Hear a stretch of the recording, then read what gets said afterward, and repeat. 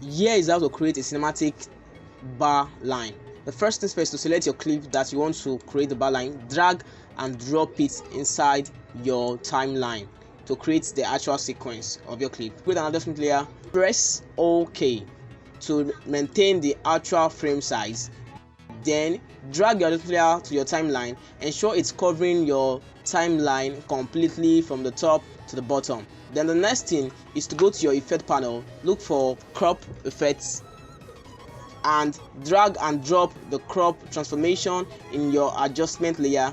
Then under your effect control, search for the effects you just added to it. And what we want to tamper with here is the top and the bottom, because we want to create a bar line above and below. So you make the top 12 and you make the bottom 12 as well, and with that you have your work done. Voila, we are done. So you can see now we have our cinematic bar line. Let's play.